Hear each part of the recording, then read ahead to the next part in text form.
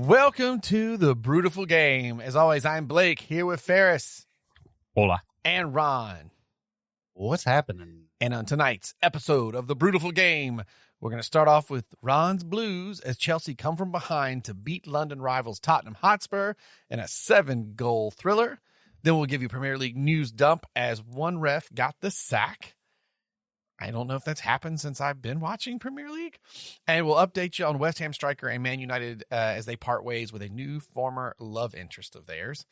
And finally, we'll go over all the rest of the Premier League action from match week 15 in our 2-minute drill. Then as the whistle ushers into the halftime of the pod, we're going to pass it over to the pork belly of the penalty and the marinated moresca of the meatloaf, Ron. That was a pretty good one, Ferris. As he shares with us all the news that's fit to drink and yet another edition of Ron's Beer News. And for second half of the pod, we'll talk MLS Cup final between LA Galaxy and New York Red Bulls and the FIFA Pro World 11 for the women's game.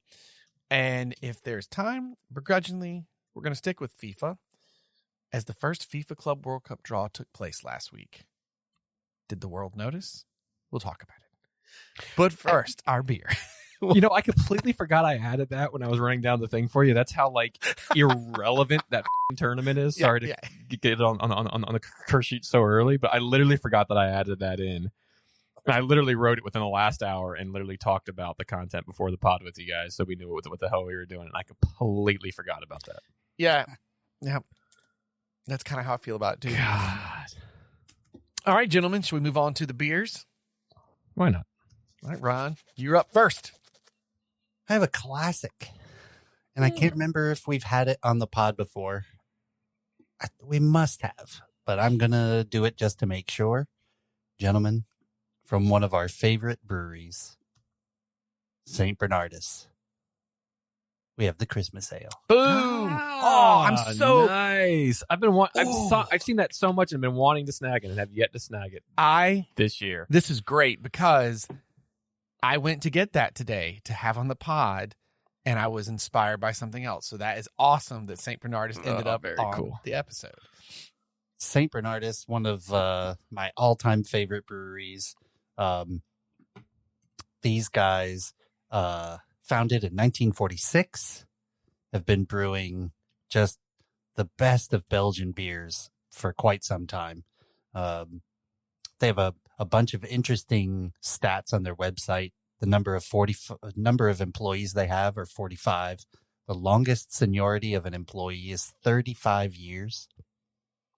Number of countries to which their beer is exported, 85 countries.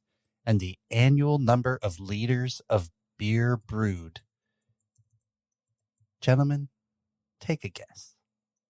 Of how many liters brewed annually? Is that what you said? Correct.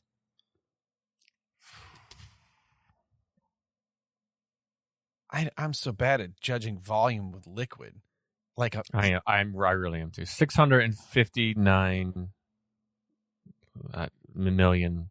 Oh, good liters. God. I think Ferris is really high. I'm going to go with 2 million. Sorry. 1 liter. Sorry, 3.7 liters to a gallon. So keep that in mind. Yeah, whatever I said, 630, 40, 70 million liters. I want to go 2 million. 5,230,000. Blake, closest without going over. Well done. Yeah. That was hysterical. So this beer, St. Bernardus Christmas Ale, is a dark seasonal beer full of wintry character and flavors that are brewed every year, ready for our festive season. The color takes on a splendid dark brown and is topped off with a creamy colored layer of froth. It's a Belgian quad, so therefore it's top fermented. Alcohol's 9.8% if you're following on at home. And for you nerds at home, it's 19 and 7 degrees Plato. Love it when we add that stat in. I know. One of my favorite philosophers. What he did for beer was great. I love the St. Bernardus. I went there today to literally, we're going to get Christmas stuff. So we got Ron, you'll know I'm talking about the Pennsylvania Dutch peppermint bark cream Oh yeah. liqueur. You know what I'm talking about? So we can make some peppermint liquored mochas for Christmas morning. We're like just going through getting all the holiday stuff. And I was like, I'm gonna get St. Bernardus Christmas. I can't remember if we did it for the pod or not. I don't care. I'm gonna do it. It's been so long, but I was inspired, because I do love the Jolly Red Guy Santa, and as you gentlemen know, I love to pick and grin on a guitar. And they say don't judge a book by its cover, but I did. And then I realized what I had, because you couldn't really see what the brewery was until you kind of took the box apart. So I can't remember. Have we ever had anything from Prairie Artisan Ales or Artisan Ales? Let me look them up. All right. I want to say we have. Prairie Artisan Ales. If we've had one, it's like once we've done it, So they've been brewing beer in Oklahoma since before it was a state. I says our first beers were brewed in the bathtub of Italian immigrants for the coal mining clientele of Southeast Oklahoma restaurant. Yum, right? Back then, it was illegal to sell or even possess beer in our state, but we did it anyway because we were super badass. Chalk beer, short for Choctaw beer, was the first colloquial name for those homebrewed beers that we were originally serving illegally from Pete's Place, the Italian restaurant that is still cranking out fresh pasta and lamb fries in Krebs, Oklahoma today. That's pretty cool. Pretty cool history. It's all illegal hooch. So one thing I'm a sucker for is fun. What's the word I'm looking for? Holiday gift versions of liquors. Like when you're like, oh, I like that scotch. Oh, wait, the Christmas one comes with like a couple of glasses or this cool, like, whatever, like, I don't know, the corkscrew or mixing glasses comes with this gin thing or what have you. Or, I'm a sucker for that stuff. Cause look, it's the same price. So you might as well get fun stuff with it. But this, and then my St. Bernardus was, I don't have a St. Bernardus glass. I'm going to find their holiday gift package. But I was steered away by this Prairie Artisan Ales simply. Well, no, I was going to show the bottle, but I'm going to show the bottle because I couldn't see the bottle that well. Well, it was this lovely glass with Santa Claus in a red cowboy hat picking on a guitar. As you see there, the Prairie Artisan Ales. And it's like it's one of those beer glasses that's like an elongated wine glass with a slightly thicker bottom kind of vibe. And when I saw this, I went, oh, I've heard the name. This is a famous Christmas ale. Prairie Artisan Ales Christmas Bomb. Now, this thing actually came with two different kinds of beers. This first one is the Christmas Bomb, an imperial stout brewed with spices. There are plenty of things about Christmas that make you feel like a Grinch. Long lines at Best Buy, existential dread, the urge to listen to that damn Mariah Carey tune in November. But just as the irrepressible Christmas spirit of the Who's caused the Grinch's heart to grow several sizes, a serious medical condition known as cardiomegaly, Christmas Bomb is something that brings immense joy to your heart. Disclaimer, if it makes your heart instantly grow several sizes, please call 911 because you are dying. That's hilarious. Their website's great. Gentlemen, this is an imperial stout brewed with spices. It is a stout. It's called the Bomb series. Its other ingredients are cacao nibs, chilies, Christmas spices, coffee, vanilla beans. And the reason I don't think I'll try the other one in there is this one is a hefty 13% ABV, and so is the other one. I want to try this one first because the other one 13 what? 13% ABV, my friend. Ooh, on the dot. The other beer it comes with is also a Christmas Bomb, but it is aged in bourbon casks. Ooh, so I want to try the regular one first. You got to wait for a snowy night for that barrel aged. Yeah. When I first was like, are you going to do both? Should I you just want to go ahead and pour them in glasses and leave half of them in the fridge? I was like, no, I can't do both these in the pot. I won't make it through to the end, but I'm super stoked for this one. I've heard about Christmas Bomb before, but I've never tried. I don't know if you can see the art on the bottle here, but literally it's like Santa picking and grinning, and like Mrs. Claus has got like a liquor cabinet behind her, and there's like Max with his reindeer antlers on hanging out. It's pretty cool. I'm stoked for this one. All right, Ferris. Is it 3 for 3 Christmas? No. Naughty list. Yeah, nope. I wanted to. I made a half-ass attempt. I worked late today, got out, and driving home and stopped at the only liquor store on my way home. And the name on the store was what they had very much more of. But they did have some beer. No holiday beer, though. So I failed at that. I tried. It was just a very poor attempt. I'm having a brewery on that we've had before. I'm having a beer title that we've had on before, but a completely different, not completely different, but a much different and stronger, because Lord knows I need it, style than the original style. And you're probably wondering, what in the Sam hell am I talking about? Out of the, not brown bag, but the black bag, as you do when you go to the liquor store. Get in the bag. Oh, wondrous night. And I don't even know if this is legal because I can't even find it on their damn site. A 19.2 fluid ounces of High Lie, the beer that you can't pronounce. I know you're hearing that freaking everywhere right now. Yes. The best beer you can't pronounce. Correct. But it's their double IPA at a whopping 10%. It actually says double digits, 10%. So, all right. So you're at 10%, but you got a bigger can. Damn right I do. I haven't had Cigar City in a while. I haven't had High Lie in a while. Good brewery, obviously out of Tampa, aka Cigar City, and again, I can't find it even on their site. Their site's pretty bare bones now, since they kind of I don't know, have been sold maybe. I don't know. Their two main ones are High Lie. Wait, actually, no lie. I was able to find it. I just had to click on something else. But they have this whole thing of High Lie now. So if you go to cigarcitybrewing.com, you go through all of their various beers. You've heard of a lot of theirs. We've had them on the pod before. Fancy Papers, Florida Man, Maduro, yada, yada, yada. But they have a whole kind of slew of High Lie now. So they have High Lie, High Lie Light, High Lie Double, and High Low. So they kind of have this brand. I happened to see this, I couldn't even tell you, at a gas station probably. I don't even know, but I saw this and I was like, what is that black can with the highlight on it? It's like, oh, it's High Lie Double IPA. I wonder if it's any good. Well, it's probably going to peel back my teeth, but we're going to find out tonight. It's like an oil can, man. Yeah, things, yeah. I legit...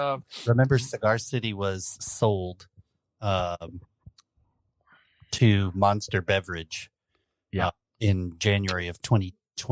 So if you go back to the first February episode of 2022, we discussed the Cigar City sale. I forgot it was Monster. I knew they had been sold, but I totally forgot that. It was, Well, Arky Craft Brewery Collective owned Cigar City and sold to Monster. Right. I like them. We've had it on the pod. Their High Lie Oak Barrel, or no, White Oak. The White Oak Barrel comes out. Yeah, it's hard to find, and whenever they come out, they get sold out real quick. But anyways, this thing, High Lie Double, a bigger and bolder High Lie experience. The name you can't pronounce, but the experience you can enjoy. No, I literally just made that up. Vibrant Valencia orange, sweet marmalade, grapefruit, and Meyer lemon aromas approachably meld. So, subtle caramel and malt sweeten this beer's boldness, complemented by a hint of bitterness for a harmonious balance, a richer take on beloved High Lie. That's some 25-cent words in there. Heck yeah, man! Sweet marmalade. Looking forward to this game now, or this beer now. Vibrant Valencia orange. Gee, I danced under that name. Gentlemen. 10% style Dippa, so a double IPA, available. It says available, I think, only in a 19.2 ounce can, so they want you to get into this beer. Let's see, availability is going to be year round. That's exciting. Enter your location, Orlando, Florida 32835. Available retails item is currently Not in stock. Well, I found it, so tough. Anyways, we got hops, Cascade, Comet, CTZ, Eureka, Simcoe, Azeka. They just threw every hop they can kind of come up with. I was gonna say into that's this. whatever was Threw some sweet marmalade and Valencia orange and some grapefruit into this bad boy, and then a touch of lemon aroma. Whatever was laying on the floor, they just scooped up, and it's out of stock there. So that's probably from 2019. We'll see what's going on. And this is going to go down real well with an empty stomach from just eating Taco Bell moments ago. So salute, gentlemen. Yeah, the chipper shredders before. Jesus. Oh man. Oh god, I can't wait to try this beer. I have kind of wanted to just do it square out of the can, but I am going to pour it into a glass. Oh man. I hope this looks like engine oil. We love a beer that looks like engine oil on this pod. I'll tell you what, it's a hell of a pour. Damn, that is a hell of a pour. Well done, lad. Give yourself a pat on the back. Gentlemen, once you put the black stout in, look how good Santa looks on this glass. Oh, that's hilarious. Oh, that's cool. It looks awesome, man. Heck yeah. Oh. Heck yeah, that is rad. All right, gentlemen. Cheers. Cheers. Bottoms up.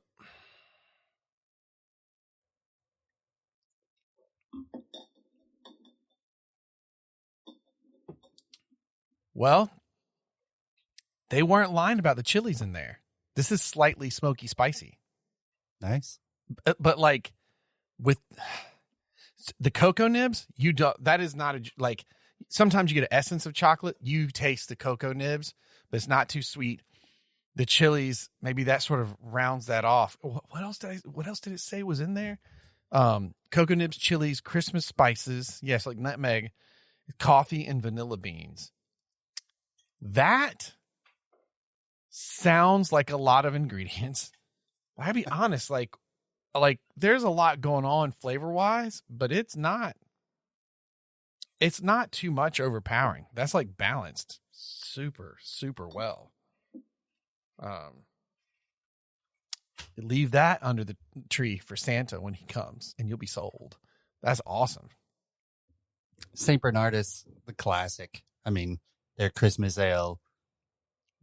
It's the perfect quad, right? It's got such a nice bit of honey flavor, good malt profile. You don't get knocked out by the 10% ABV. It's just a good flavor, great aroma. Quite a tasty one. Lovely. And with the third double-digit beer on the pod, it's a good thing that we're all staying where we're at tonight. I tell you what, Highlight itself is good.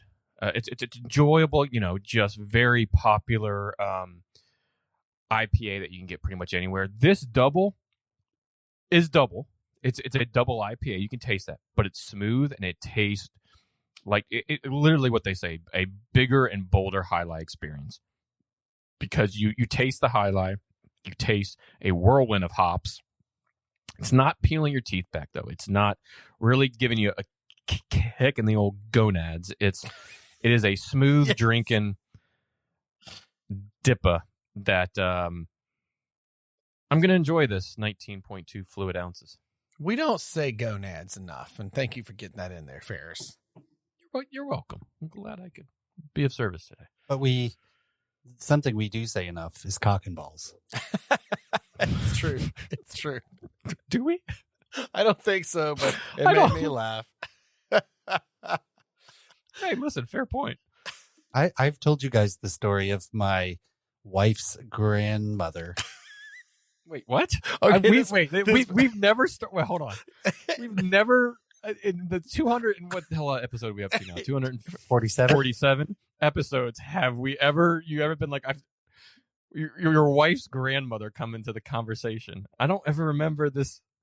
And please, somebody, if you're out there listening, can go, oh yeah, on episode 139, Ron talked about his wife's grandmother before. The very long story short, follow me on this ride. It does come back. Okay. The first time I go to meet my wife's grandmother on her mother's side. She's a very nice old lady. She lives in a kind of a second floor apartment. It's very much decorated for, late 1970s. I show up, we do all the pleasantries. She's giving us a tour of the house, and it's, my wife and me in tow of the grandmother.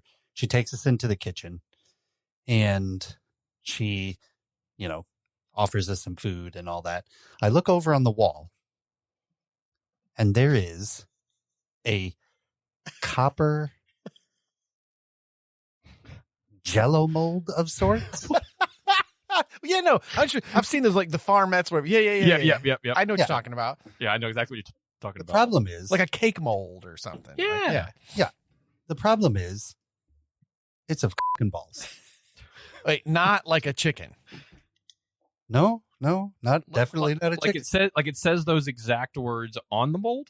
No, I Oh. just look at it and I go, holy those are balls.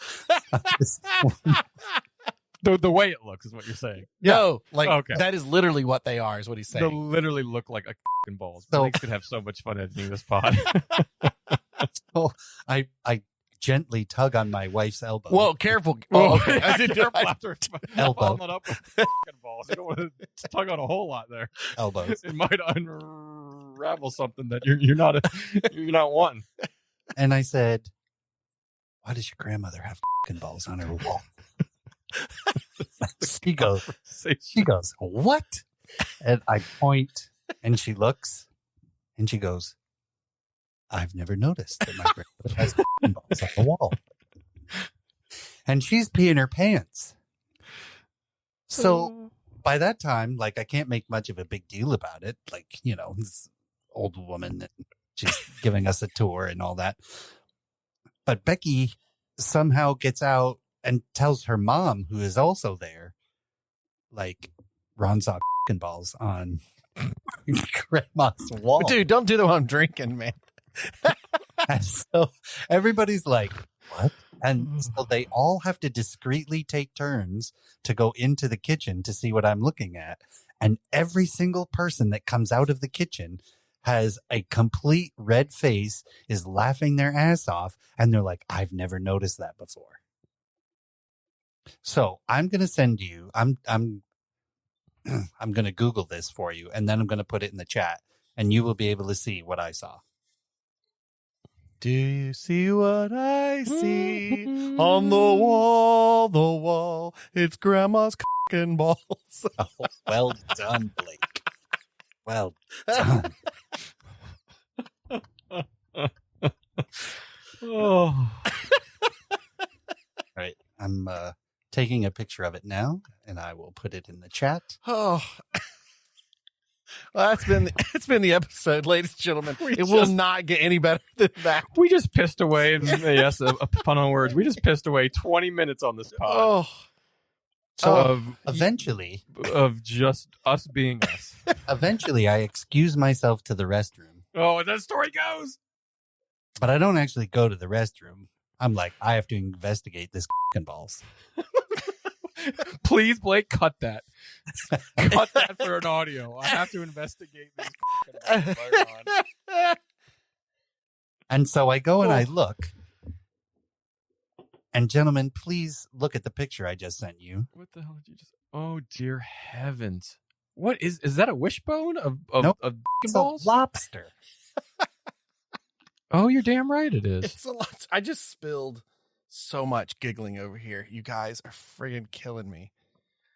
But from, 15 feet away, you can't really tell that it's No, it looks. Oh, it I see looks like Ron. You got to put that on our Oh, socials, and it's only $35, and it's pre-owned right now on Etsy. Yeah. Oh. copper lobster mold. But the thing looks like fucking balls from 20 feet away. oh. I mean, Gee, I guarantee you have never told us that story. oh nope. before. I'd remember that, man. Yep, I would too. Oh, jeez. Let me try to clean up the mess I just made, giggling and laughing. I poured this beer too high. And that story just murdered me. And the crazy thing is, as you look for more, or as I look at these on the internet, there are whole bunches of other ones that also look phallic. Like this, this metal farmhouse fish. Look, man. Looks like a giant curved. Oh, my dear Lord. That one's even worse. I think we're about to launch a whole new podcast. Oh my gosh. Well, there you go, gentlemen. Genitals of Jello molds. I just made a time code, and then I just was like, whenever it stops, I'm just gonna listen to everything from here to here. Just make sure. Oh my God.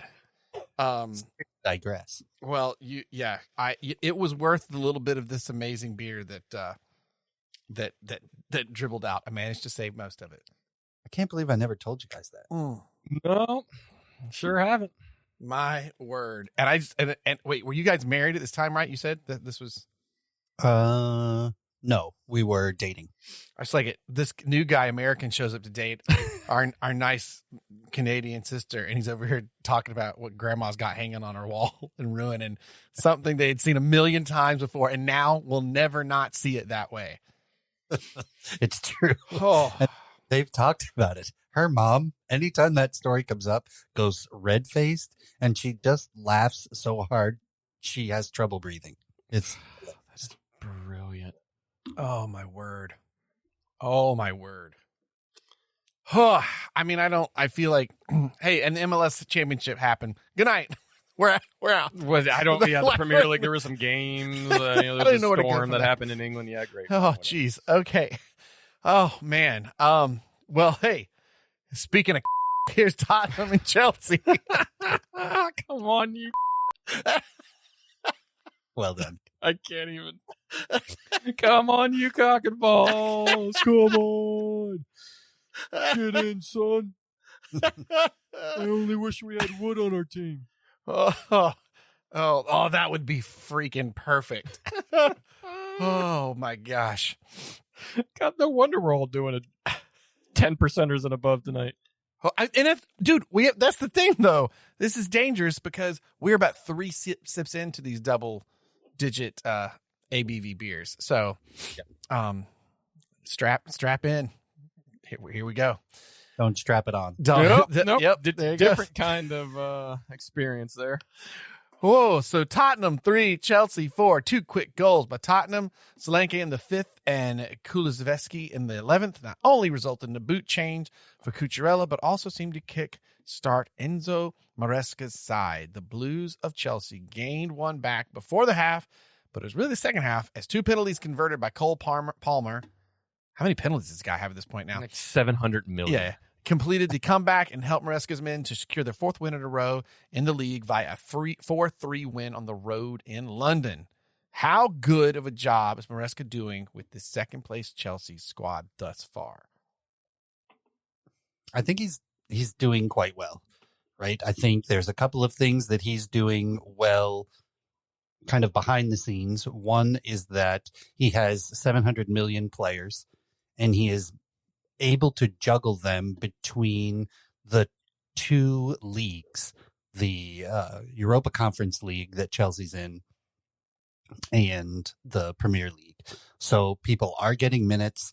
The people who are not quite good enough to be on the first team for the Premier League are playing well in the Conference League. So everybody is pretty satisfied. I think if there's one person who is less than satisfied, it's probably Nkunku, because he probably wants to be playing more and starting more. But I have to say, he is in the Premier League. He is not putting up the numbers Jackson is putting up. No. So your favorite player? No. And Ron, I think you bring a good point there. What he is doing is juggling the many players that they have through the various tournaments and cups and games that they have. And he's doing a really good job of it. It's easy to sit here and say there's 3 full teams to choose from and just pick your side for any game. But how he's doing it and how he's getting anybody that steps into the roles, whether it's in Nkuku, whether it's Jackson, whether it's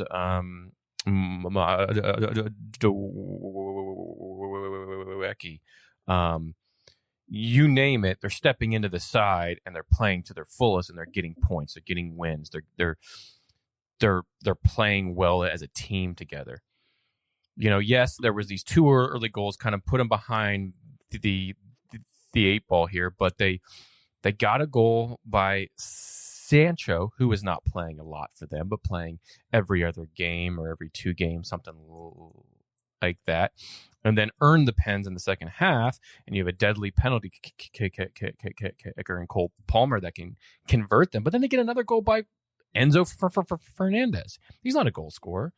So you're seeing a lot of goal scorers, a lot of players coming in, but he's integrating them all in very well and juggling the lot of games they have with a lot of players that they have.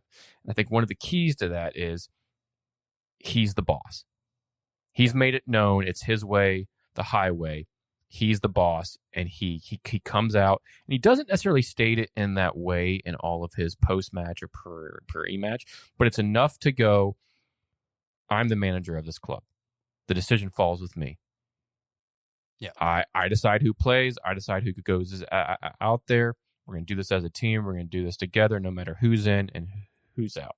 And he's doing that in a way that, at least for the first half of this season, is winning over those players, and he's getting the best out of multi-million-dollar buys that they've had over, the several past few years. So, I mean, to me, like, the real danger is when he actually starts putting together signings and stuff that he wants, right? Because, like, there's a ton of talent. It obviously, Chelsea's sitting in second right now. I mean, like, but it's been such a mess with the whole, it's so many people, and what are you doing? Who's what and where? And while there's a lot of talent, it didn't necessarily mean, it's that whole thing, like the chemistry, right? And he somehow went through and has figured out the chemistry, I feel like, that works best for what he's got. And that sounds weird to say when you have a robust amount of talent as he's got, but you know what I'm talking about. You got these teams sometimes that are like all-stars, but they don't play well together, right? And I mean, man, you talk about a couple of seasons when he started to get his own people in and let some go and gets what he wants to build around it. If they'll hold on to him, that Chelsea will be dangerous for a while. Well, he can do that, but Juan Soto isn't available. Juan Soto just went to the Mets for $650 million for a 15-year contract. So unfortunately, he can't bring him in right now. We're talking about that contract. You got to play for the Mets. It's going to be 2040 by the time he's done with that. Yeah. Contract. Sorry, Star Wars 14 will be out by then. That's insane. 100%. We'll move on from Ray and beyond to Billy Joe Jedi. Right. That's my. You just name. I don't care. Who's like a child actor right now that'll be the next? Right. Like Tom Cruise or something. Like, huh? No, but in all seriousness, Boley and whoever he doesn't like that's on the board with them, they just have to be pleased right now with how it's going about. Still a long season, but they've been consistently in the top 4. They've been consistently in second place for the past few weeks. On the other side of the coin, Tottenham. Big Ange Ball is not all that it's cracked up to be. What? And Tottenham fans are starting to get a little ornery with that. What did I say about the end of the season last year? Yep. You said that essentially teams are starting to figure it out, and it won't be so difficult to defend, especially since he has that, really strict rule about not changing tactics for the teams you're playing, and we're going to play our ball, and we're always going to play our ball. This was, this was two sides of an interesting coin, right? You have, on one side, you have Postecoglou, who won't change his tactics for anybody. And on the other side, you have Maresca, who made 2 key substitutions at half and changed the game completely.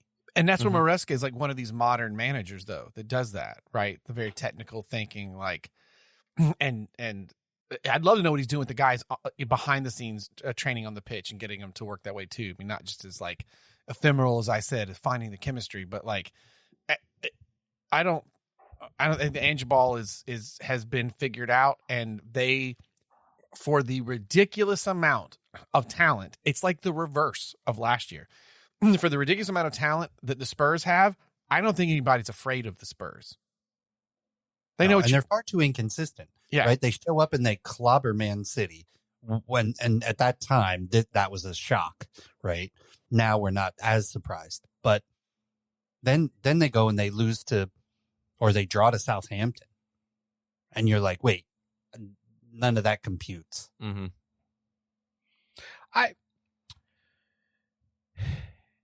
It's going to sound weird. Ange ball is a sexier form of Ten Hag ball. And what I mean by that is not so much the ball they play, because obviously it's two different styles. It's two different ways they play, but the manager is kind of the same. They've won in past leagues. They've won there. They've won. Well, he claims he wins championships in his second year. Ten Hag only held on to two of the ones that he won in the 2 years, but they stick with their style. No matter come hell or high water, no matter how the game's going, they stick with their style. And for Tottenham, it is just attack and run and gun, and it's so open. It's just open, right? And you can become porous at the back. Teams can find ways to cut off your attack and counter quickly.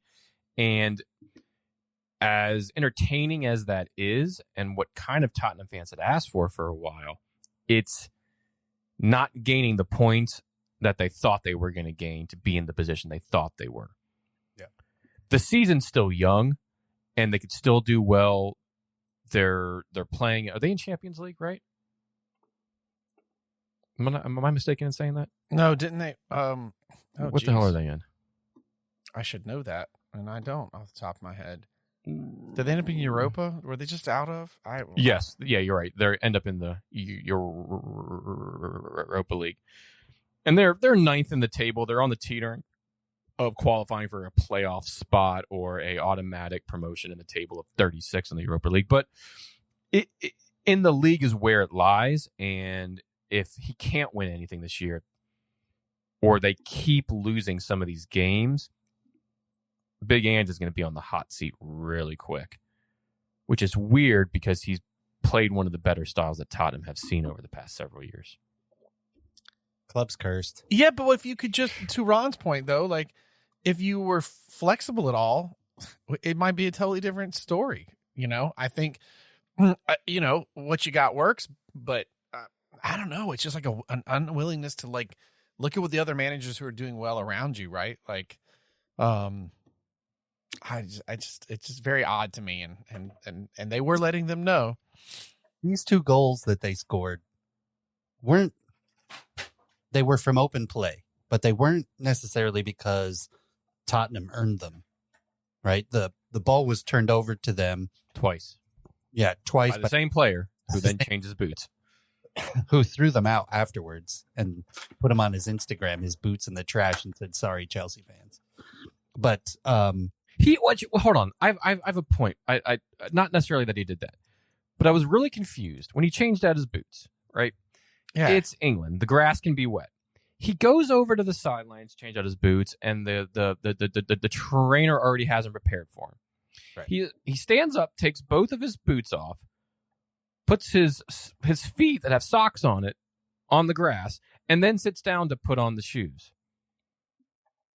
For me, it's a pet peeve because I'm like, if I'm taking off my shoes on like a grass or a wet grass, I'm not going to put my feet down on that grass and then put my shoe and my foot back into the shoe with some wet socks or something. I mean, maybe the field wasn't wet, but I don't know. That's just a weird thing for me that I was like, why just sit down from the beginning and just change everything out. You've played soccer in the rain and on a wet field. Your feet are going to be soaked regardless by the end.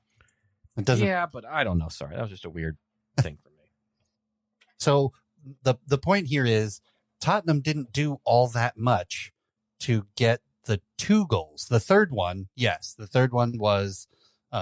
was certainly earned, but the other 2 by Solanke and Kulusevski weren't really earned. And the stats would show that Tottenham really didn't do all that much. 38 possession, 5 shots on target. They didn't really do very much in this game. And it was the first half, we were obviously pretty flat, but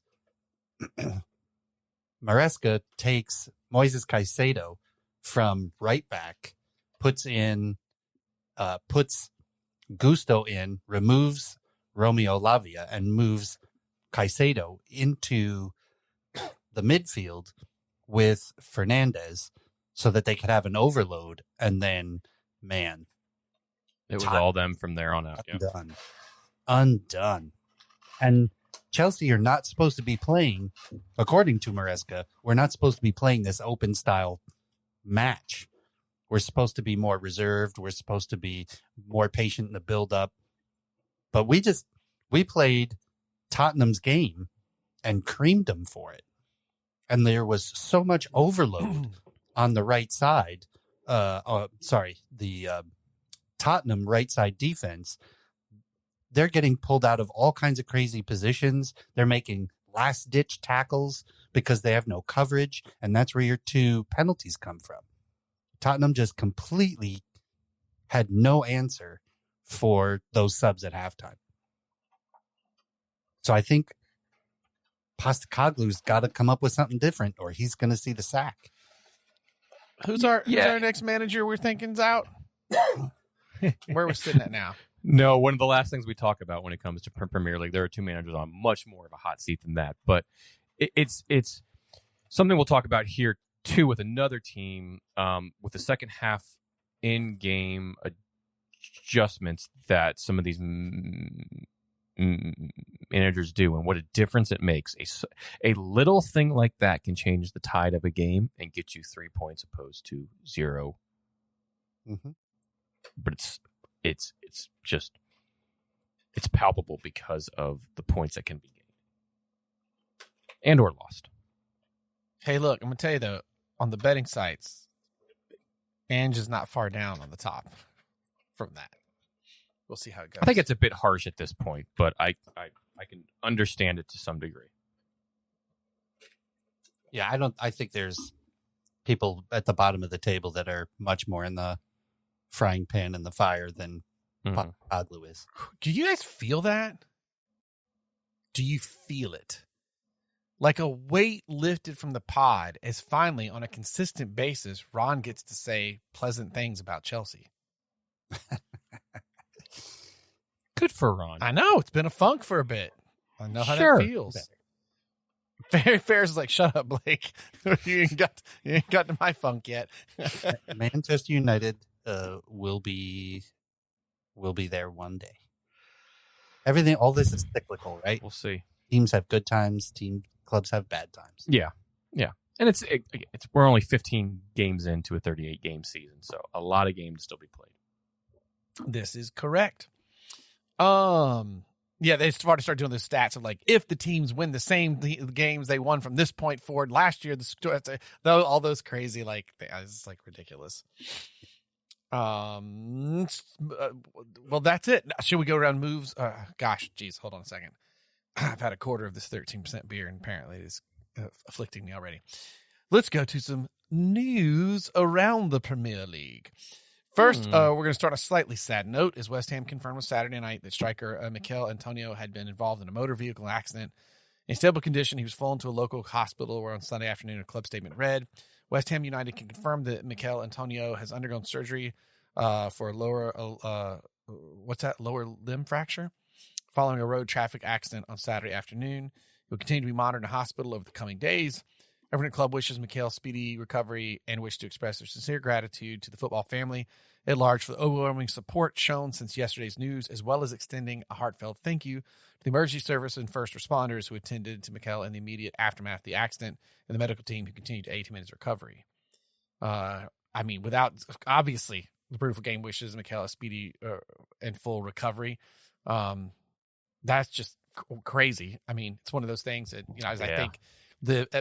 I think it was either from Raj's Blue Sky or Twitter or whatever, or on the Blue Men in Blazers was just like the constant reminders of, oh yeah, football is not remotely important.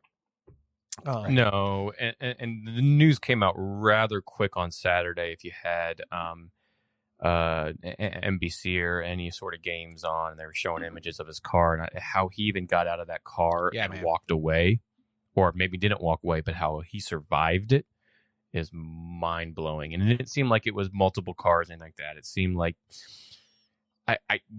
who really knows? But with the storm being, in England, a slick road, a number of things could have occurred, and we're just glad to hear that he is okay. He is alive, and will hopefully recover fully from those injuries and be able to play again.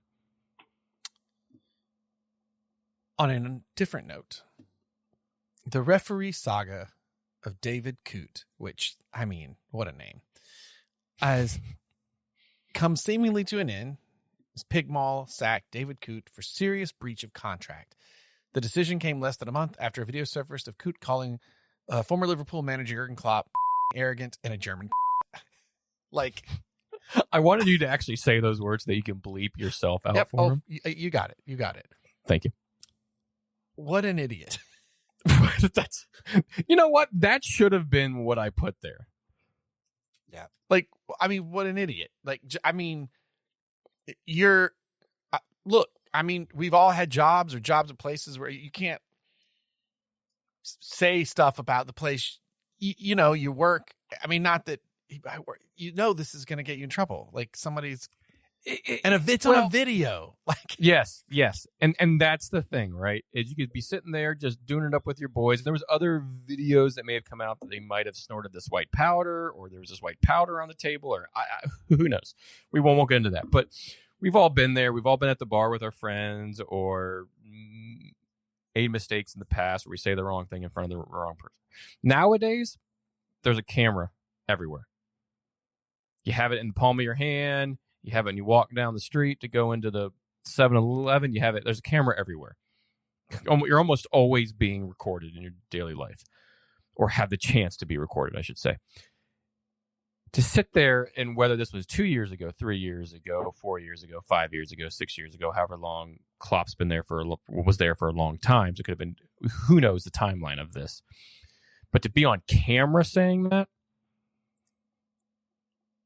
is what costed him his job. But yeah, if you're with your boy and shooting up, and he's like, "Hey, tell us stories about your work and which managers was the worst," and he's like, "Oh, Klopp, and he's this, that, and the other," and shooting it up. That's one thing.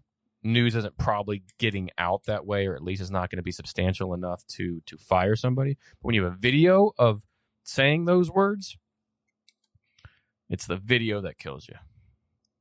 It killed the radio star, and it got David Coote. I was hoping you'd go there, Blake. Yes.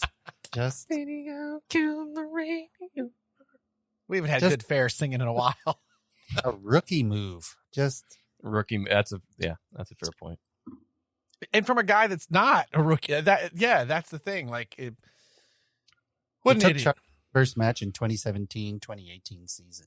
So he's been around a bit. It's not like he's brand new, but and referees are allowed to cheer for teams that that they grew up with, but you just, as a referee, you're supposed to be impartial, and so you shouldn't be letting that stuff out in the public light, because you are paid to be impartial.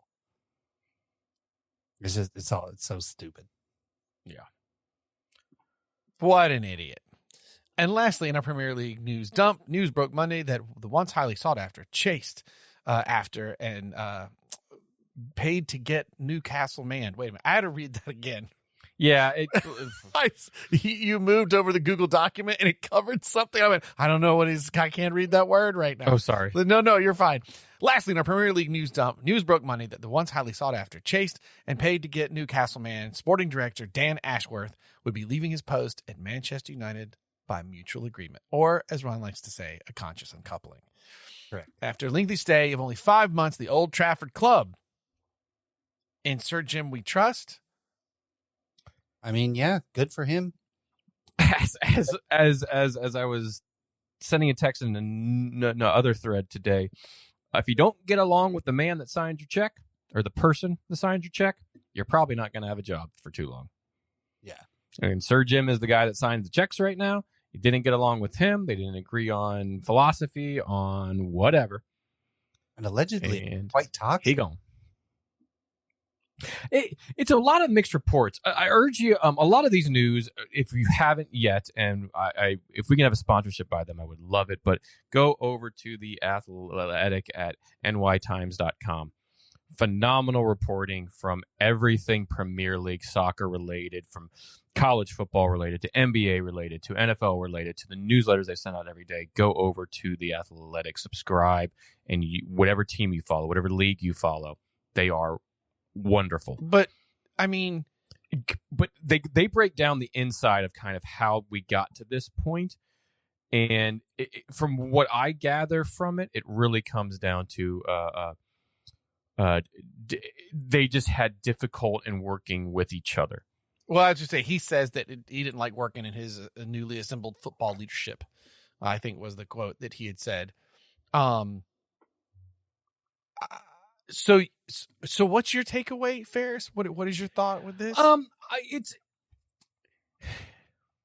It reeks of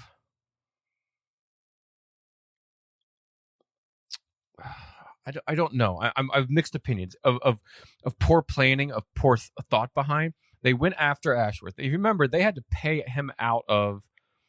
They had to pay Newcastle to get him. He was on gardening leave for a bit, so he was doing nothing for a bit and then got to them. He was only there for 5 months, as we said. But also, Omar Barada came in from Man City, and they're kind of doing a similar type role where they've collabed on a lot of the signings over the summer. It's unclear of who officially made the decision to keep Ten Hag on. Obviously, we know how that ended. So you have two people kind of doing the same job over football leadership, and one of them didn't get along with the owner. Sir Jim Ratcliffe and the Ineos group have a heavy hand in these things.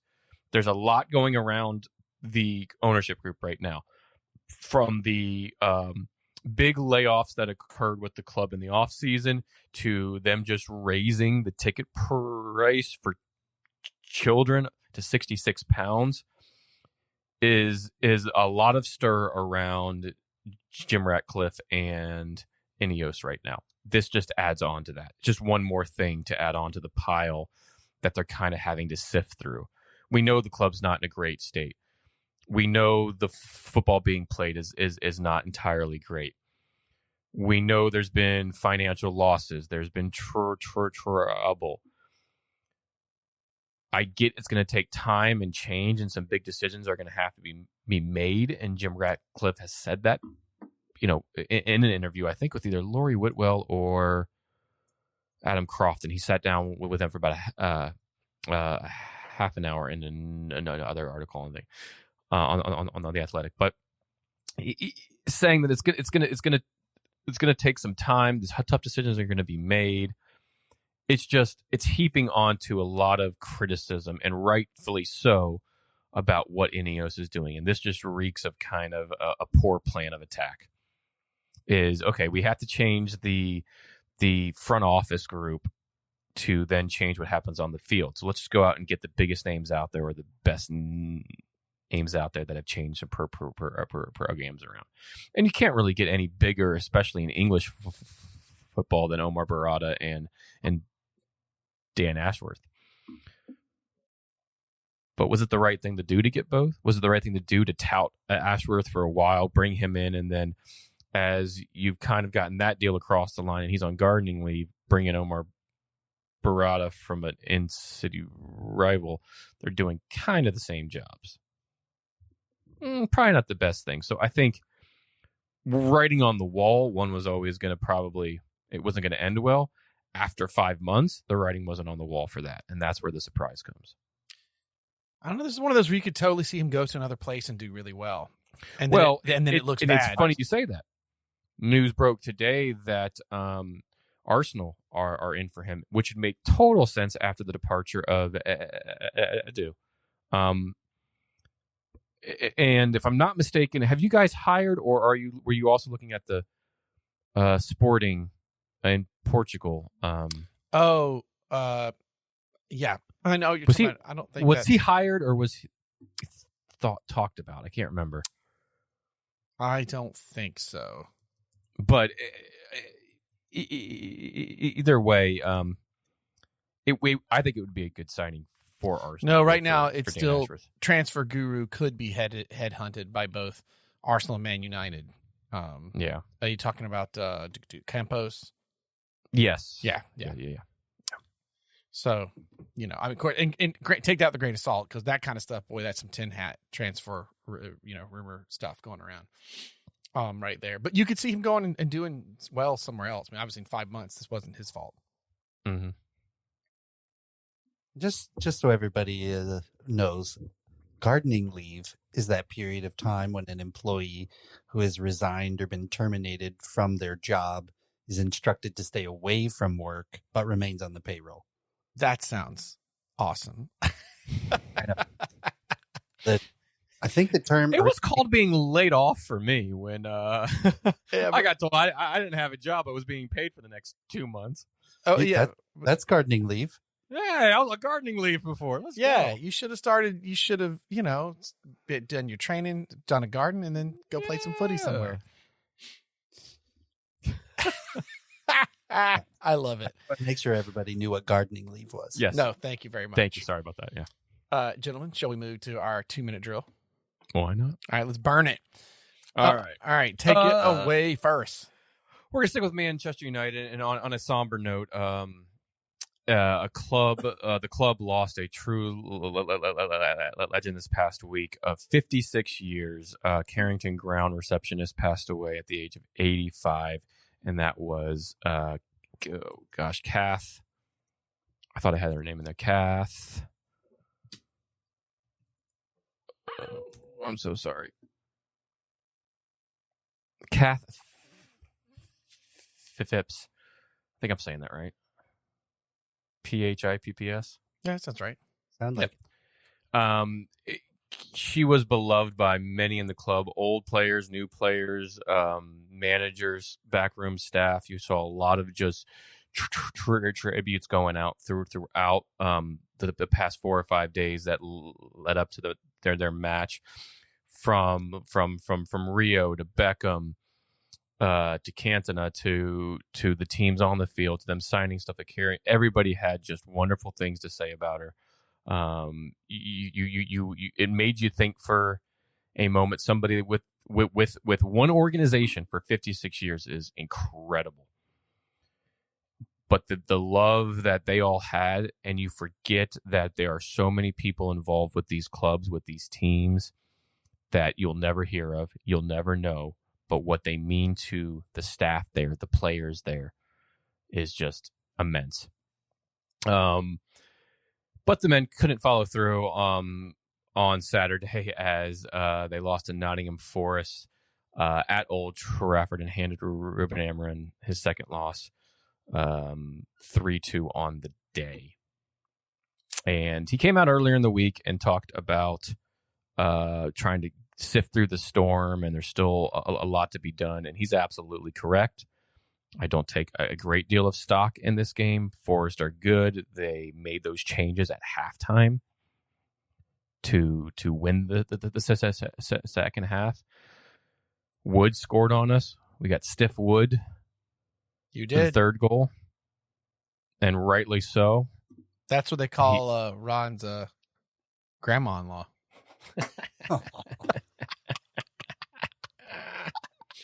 But I mean, I don't know if you gents have anything else to say about it, but just a lot of work needs to be done at United, and Forest playing very, very well right now. Forest is awesome. I guess Ron's got nothing else, but I'm saying Forest is great. What is awesome? There it is. That's what we needed. Okay, dokie. Here we go. So, John Duran goal in the 24th minute was enough for Villa to get their second in a row. as they beat Pitbull Southampton 1-0 on the day. Pitiful. I like Not Pitbull. Mr. 305. I Sorry. saw that. I'm like, Pitbull Southampton. All right, I'll go for it, man. Hello. Like, that's great. Pitbull instead of pitiful. That's a great autocorrect. We're gonna go with. They beat Pitbull Southampton, and I was like, is that really what they are? Do we think that of them? And then I thought, is that a nickname I don't know? I'm not going to question it. I'm just going to read what Ferris has written. Pitbull Southampton. Oh, God. Mr. Worldwide. Mr. 305. Villa are sticking. I think I'm halfway through this 13%. Y'all, Yeah, and I good feel job. I need another one here. Villa are sticking around in 6th at the Premier League and doing a damn fine job in the Champions League as they are 3rd in the table. They just won today. Today. 3-2 against beat RB Leipzig, I think. Late goal, too. Yeah, man. A Villa, again, I think I said early on, too, in this, I was like, I could see them. We'll see if they can handle, being in both competitions, how that works out. And I would say their struggles in the Premier League probably bear out dealing with that. But I did say, Emery's the kind of guy I think do really well in the Champions League. And they could potentially go kind of far. So I'm not surprised at this. I know Villa had a couple of struggles along the way, but I mean, they're sitting in that spot looking like they're going to try to hold on to it as hard as they can. Yeah, they're a solid club, and it's because they're well coached, right? And Emery has them organized, has them playing well. Injuries have played a little bit of a factor. Form has played a little bit of a factor. But they have some depth. They're winning, not overly consistent on both sides, of their coin there, with being in the biggest club tournament and the league. But they're hanging in, and the more they hang in throughout the season, the more they may find themselves in a good position for maybe not both, but one or the other. And I think if you're going to put your a few more eggs in the basket of one of these competitions, you go Champions League, right? Because you've been in the Premier League for a number of years. And you're going to stay in the Premier League. Yeah.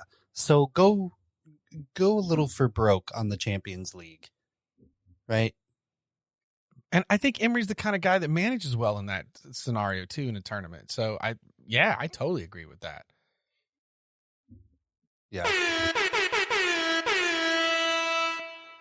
Well, Brentford continue their outstanding home form with a 4-2 win over Newcastle as 4 different goal scorers get on the scoreboard for the Bees. With the best home record in the league, I don't think they're really missing Ivan Toney very much. God, that's a wild stat. They're not. And Buemo, Wissa, Shade, I don't know how to say it, but they're getting goals for him. He scored a hat trick in the one before that. It's that Harry Kane effect, right? You pull out that striker and the team almost plays better because the ball doesn't have to flow through them the entire time. Right? You're seeing that even with Bournemouth, which we'll talk about here in a bit. Without Solanke as that focal point, it almost allows them to play a little bit more freer, a little bit more smoother, especially at home for Brentford. It is a fortress, and what Thomas Frank has done. If you remember, Brentford came into the league, 3-4 years ago? Well, they're still in the league. It could have been an up and down, and they're safely in the league. From a team that hadn't been in the Premier League in jillions of years, he's doing a hell of a job, and they're doing a hell of a job. It's wild to see them sitting where they are at 9th. We'll get to other clubs about that. It's wild to see where they are sitting. Newcastle on the flip side, Newcastle kind of up and down. Yeah, really inconsistent. And they've got some injuries, but they're also they're just not firing. They're not clicking together. I'd say we said last year they had an inconsistency problem, but this year it's worse. It's not a half and half. It's it's like 60-40. 40% of the time they're good. And if you've noticed, the news on Eddie Howe and other jobs has cooled off substantially. substantially. Was touted for England, was touted for this, possible Man. It's no matter what the job is now, you're not really talking about him because they're kind of going, well, he kind of did this at Bournemouth as well. We're kind of seeing what might be the max of his, of what he can do with clubs. Yeah, you get Hit us, Ron. Sorry. Oh no, I was just going to say you get the Eddie Howe bounce, right? When you first hire him, and then it kind of levels out. Who doesn't love the bounce of Howe? The Howe bounce. The Howe bounce. The Hungry Howls bounce. Anyways, moving on. Crystal Palace strike early and hang on as they snatch a point off of Manchester City, and who isn't these days? With a 2-2 draw. Good point for Palace and more points dropped by Pep and Man City as they have only, listen to this stat, 4 points in their last 5 matches. Of a possible 15, they only have 4 points. I would like to say a crazy stat is to see them in 4th with only a 6-goal differential. It's been a long time since we've seen something like that with them. It's like the old red side rubbed up on the old blue side, and we're not doing too good. Well, you have the Manchester Derby. Yes, indeed. That's why I said it. And in the news, Jose Mourinho has a lot to say. Yeah, if you're going to say his line, Ron, you got to hold up your Jose Mourinho bobblehead and puppeteer it.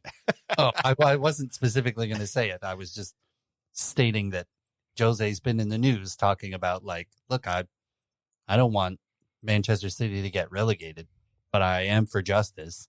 And if they're illegally pushing around other smaller clubs that don't have the money, they should pay for it. Oh, you know what? Check back later in the pod. That may be not my Zlatan quote of the pod, my Mourinho quote of the pod. Okay, so I was going to say, I've got the quote pulled up, but I'll hold off on it. I'll hold off on that. And because it's a good one, and it's like, preach on, brother. Like, Amen. I mean, he summed up everything. If there's one thing that's true at Jose Mourinho, he is such a fan of the sport, and it's weird. He's box office. It comes out in a way for him that it just sometimes doesn't with other managers. Like I'd say, like Klopp. God, he loves the game. You can just tell. Like, you guys need some Jose at Arsenal. That would just complete the trifecta. Because Ron and I have experienced it, and it's been glorious. No, it hasn't been. It's been a dumpster fire. It's been so much fun, and it's left with a wake of flames and burning behind. But you know what? Trophy. It's been fun. Yeah, it's been fun. Hell, even Tottenham had him. Come on, he has to go to Arsenal at some point. No trophies there. Well, it's because they sacked him 2 days before a final that he got him to. Oh, yeah. That's just Tottenham getting in their own way. It's not Mourinho. That is true. I'm happy with him staying in another place, but talking trash about Man City. He can do that all he wants. Wait, is this back to me? Yeah. All right. Points shared at the Cottage is yet another set-piece goal by Arsenal gained them a point on the road to Fulham. Gunners failed to ride the wave of a postponed Liverpool match due to Storm Darroch, which sounds like a creature from Skyrim. But their set pieces are keeping them afloat. So frustrating when I saw they're going to have a chance to move ahead. And early on, I was like, this game feels like it's going to be a draw. It just felt that way. And Fulham have been a frustrating club for Arsenal. They have been. They're solid, yeah. They're solidly in 10th. But that's good for them. A bit of an EKG graph as well, but they pick up probably more points than they don't. But a really cool thing to see for them is Raul Jimenez back scoring goals. Scored a goal in this one, has a few in his last few games. You remember a few years back when he was out for a season due to that scary head injury, and he wore that thing around his head all last season. He looks like he's enjoying the game. He's scoring goals for them, good goals too, good strikes, and he's playing very, very well. And Fulham are just a side you don't really want to play, because they can nick a point off you, they can frustrate you, they can score some crazy goals, and they can score from midfield, from the wing, from up front, from off a corner, those type of things. It's fun watching the Cottagers play right now. Arsenal still need a striker. They still don't have that. It seems like Raheem Sterling is unusable, and Jesus is Jesus. He's not it, man. He's not it. He's not. He ain't doing it. So they need a striker. I'll be curious to see if they try to do anything in January.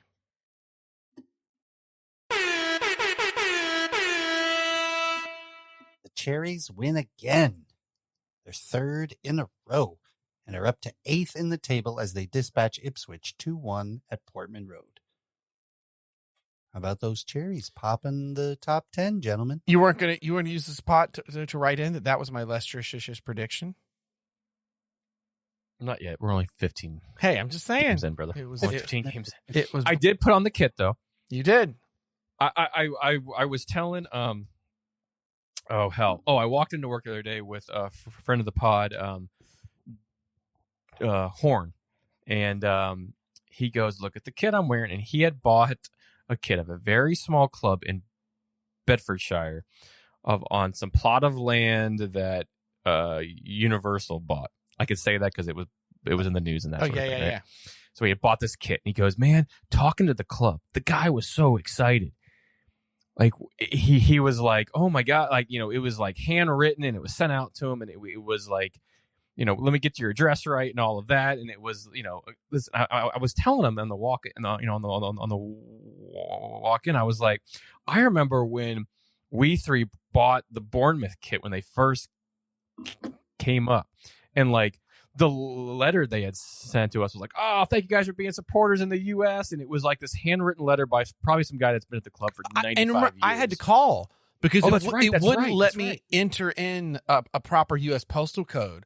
And like the dude, whoever it was the guy who, I don't know if he's still there, he was like doing the merch for years there. And he was just like so taken aback. Mm-hmm. And like, I remember, guys, this is pre-Wrexham days when the stuff would blow up like this. And, you know, he was such a nice gentleman and was like, tell me how to write it down and I'll write it down for you. But I was like, it was so sweet. But I'd emailed, got the response, and then ended up calling. Yeah, it was awesome. It was so cool. This is still one of the coolest kits that I think I own. Oh, yeah. Anyways, they win. They're good. Ipswich they're kind of there. Kieran McKenna, though, a bit on the hot seat right now. As Ipswich fans starting to get a little itchy because they have not moved too much out of the 20th through 18th places. What did you expect? I know. Yeah, I know. It's weird to be in the hot seat. Not a lot changed in your. Yeah, I mean, and I'd say of the bottom three, you're at least the one I would think has the best shot. I may not be saying much, but there it is. It's a Vardy party, as his goal and assist helped to drag Van Nistelrooy's Leicester Foxes out from the defeat of despair as they draw the Seagulls 2-2 at the King Power. Blake, I need you to say that in like a movie announcer's voice, like, you know what I mean? Which a win and a draw? That bit? No. Like, in a world where it's yes. Vardy party, as his goal and assist helped to drag Van Nistelrooy's Leicester Foxes out from the defeat of despair as they draw the Seagulls 2-2 at the King Power. Autobots roll out. Lovely. I should have given that to you. Why the hell did I do that? Anyways, listen, a win and a draw in Van Nistelrooy's first two matches, and mainly courtesy of Jamie Vardy. Just how fun are they now? I mean, it just kind of this never say die attitude. They're scoring some goals. They're being kind of more expansive, if you will, and you can tell the players are really responding so far to Van Nistelrooy. It might just be the little bump they get, but we'll certainly see how the season continues on for him. It's shades of when they won the Premier League from not necessarily from a gameplay standpoint, but from that intangible feeling where they're fun to watch. They are taking chances. They're having fun playing, right? That kind of I can see that, yeah. Feeling has shades of from when they shocked the Premier League that year. 2015, 2016? 2016. Mm-hmm. Yeah, the 2015-2016 season. Yep. That was it.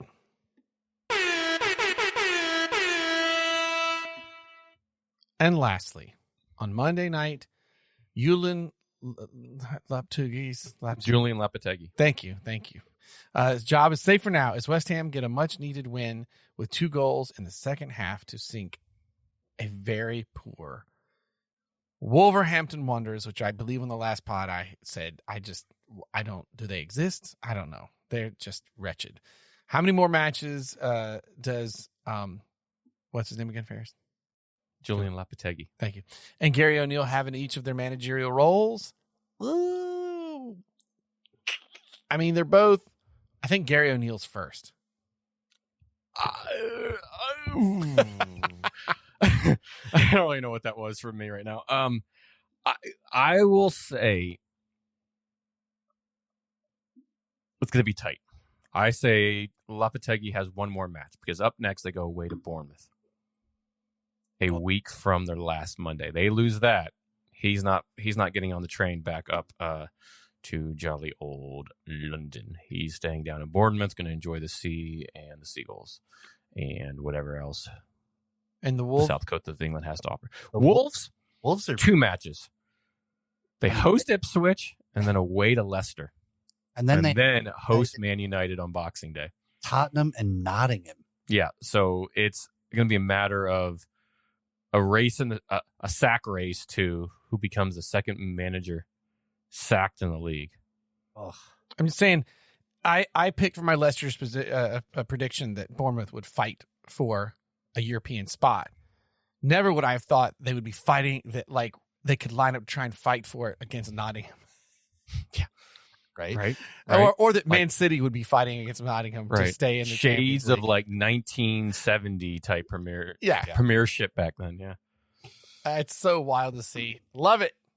I'll say this before the final one goes.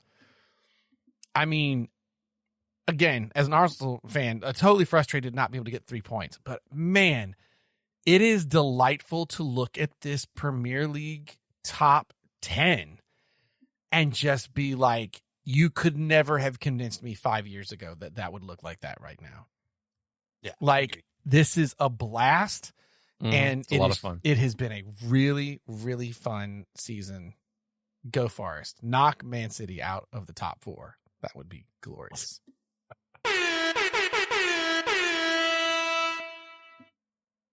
Boom. Now, wait. I gotta get the other one. Oh, that's right. They have blown the whistle, and it's time for the half as we move. So all the news is fit to drink with Ron's Beer News. Over to you, Ron. This beer news has a little something for everybody.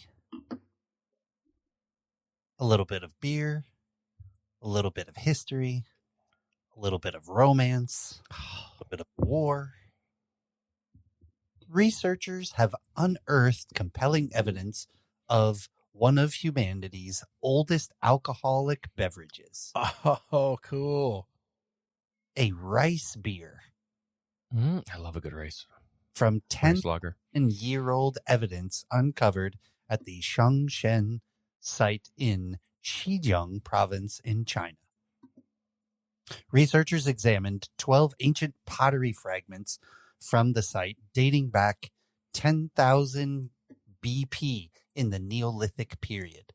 Now, BP, if you guys aren't up on your cool history lingo, stands for before present, which is the time scale they use to indicate the number of years before a specific reference point.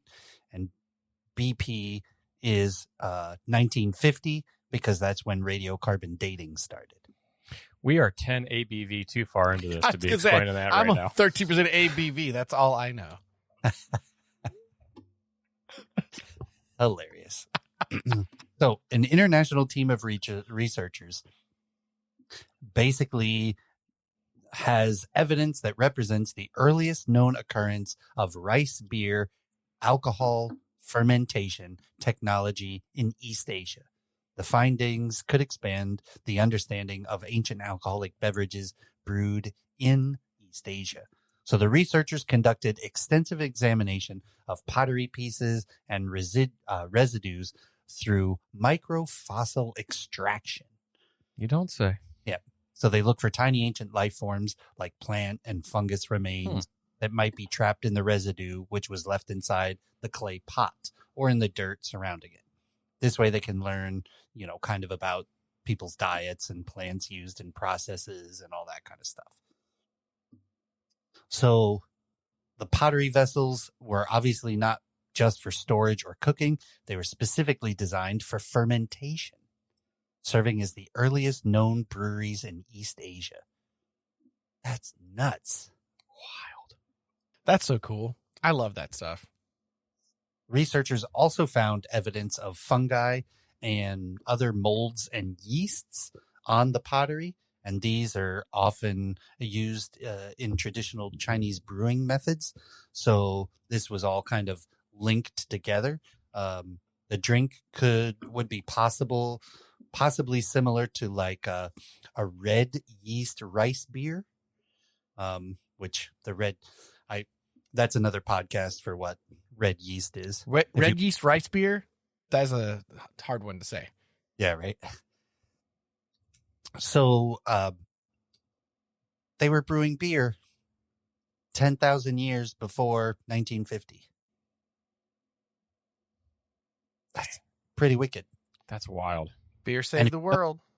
If you know anything about China's history, that area is racked with war and lots of craziness as the capital of China moves all over the place, as the different provinces are being, fought over, taken over, relinquished as China becomes what China is going to become present day, right? But hell, could you imagine 10,000 years ago, people are just like, chilling, brewing beer. I mean, I can't imagine it. That sounds pretty rad. Are we still fighting off saber-tooth tigers 10,000 years ago? Where are we at there? Well, there's a really cool book. It's actually 2 books. How Beer Saved the World. Oh, you've talked about that before on the pod, I think. And that's, if you are interested in beer history at all, that's a phenomenal book about. The first one is How Beer Saved the World. The second one is How Beer Saved the World twice. Did I get this from you, Ron, or my wife gave it to me? But it's like there's one on the history of the world through the lens of a beer. It's like a graphic novel. Yeah, it's really good. Yeah, it's quite good.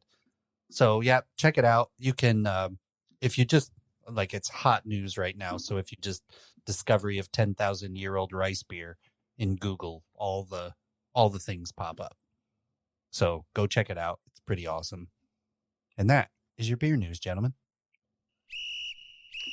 All right. That brings us out of the half. For Blake's grandma wall art quick special, because I'm going to send, I think I found the wall art that was in Ron's wife's grandma's house. If you can buy that, please buy that. Right now. Here goes.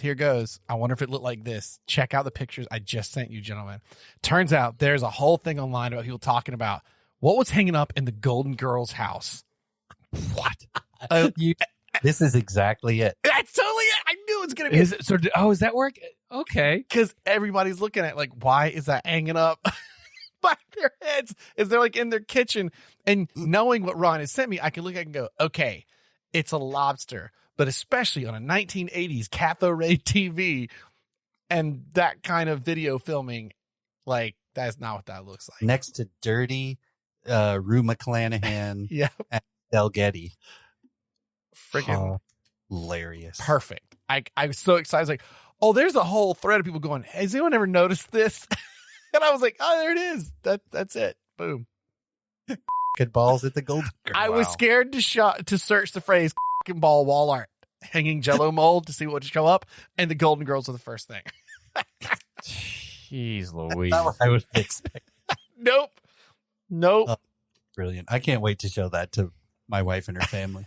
Well, on that note, Ferris, you can get us to some legal roundup. Why not, man? And we'll try to work quickly through this. What the hell were we going to talk about first? That's how we're starting off the League's Roundup. MLS Cup final. 2-1. It ended to the home team in LA Galaxy. A Ricky Puzlish. Ricky Puzlish, LA Galaxy, who he did not play due to an injury he sustained in the semifinals, but pretty much this was a game of early goals and hang on, and that's exactly what they did. A goal by Joseph Hansel in the 9th minute of play, and Dejan Joveljic in the 13th minute of play. Both goal scorers for them throughout the season, so no surprise there. They hung on. In the 28th minute, Sean Nealis scored for New York Red Bulls. No goals in the second half, but LA Galaxy just held on as best they could while the Red Bulls just attacked.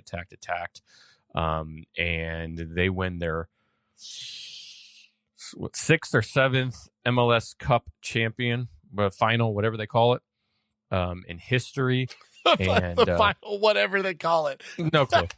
Just head over to MLSsoccer.com. It's the MLS. It's the Major League Soccer MLS Soccer Championship soccer tournament. Apple, sponsored by Apple Plus. Yep, all of the above there. But no, in all seriousness, LA Galaxy deserving of this. They should have been the Western Conference leaders. They finished second, but lost some points on the final day, and were tied on points with in city rivals LAFC. I will say though, MLS needs to do a better job of their playoffs. We've discussed that before. We won't get into details there. I'll do a better job of scheduling their finals. I get it's in LA. I get it's on the West Coast. I get it goes to the home side. But do you have to make it at 1 p.m. on the West Coast and 4 p.m. on the East Coast on a Saturday when you could have made it prime time because it was college football conference games, and not a whole lot of those games really had any implication on their playoffs. So I get it. You can't forecast that, but this game can't be in prime time. The NWSL did it on a college football Saturday. Why can't the MLS? I get it. It's Apple TV Plus, and they made it free to everybody, and that's great. But at 1 o'clock on the West Coast and 4 o'clock on the East Coast, people are either still at the farmers market on their second trip to Home Depot because they forgot the right kind of screw bolt XYZ things, or they're about 5 beers in while trying to watch Appalachian State, UAV TV, A&M play against, South Texas, Arkansas a-holes. I don't know. So it's MLS. You got to do better. It doesn't make any sense. If you put this game even at 7:30, right? It's what, 4:30 on the West Coast time, but you make it, I don't know, a little bit more enjoyable, a little bit more memorable, and it's certainly memorable for the Galaxy fans. And congrats and all that, but MLS, you got to do better. What's funny is on the last pod, we specifically talked about this final and when it's being played and all that.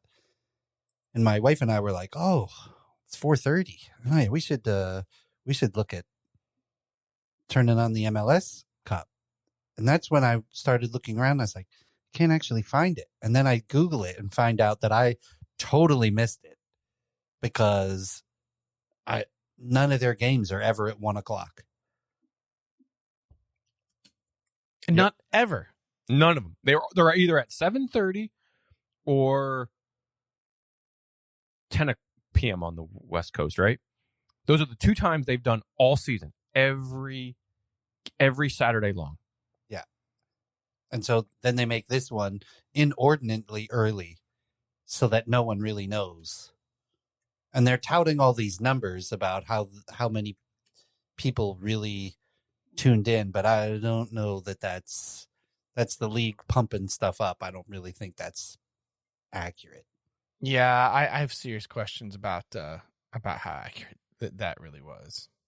But the thing that I laughed about the most the day after was that Messi still had to promote it, even though he was not in it. So if you go to his Instagram, his Instagram, he's got a post that talks about the MLS Cup is free on Apple TV December 14th, and he's got like pictures and the link and all that stuff right out of his Twitter or his Instagram page. So it's awesome that he wasn't even playing in it and still had to promote it. That's amazing. Yeah, you gotta love that.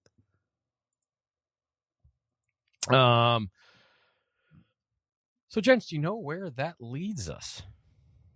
Oh, picks, right? Yeah, our picks from way back in March, I believe, is when we made these. So it was a few weeks into the MLS season, if I'm not mistaken, because it usually starts early March, end of February, somewhere in that. We called it the second preseason. Yep. What do you want to start with first? Want to do winner of the East and West, and then Shield? Sure. Cool. We all picked Orlando City to win the East. That did not happen. That was Inter Miami on 74 points. And your eventual or fairly early Shield winners, they surpassed a lot of points. I believe broke some sort of records. Good for them. They got knocked out by Atlanta in the round of 3 of the playoffs. Congratulations.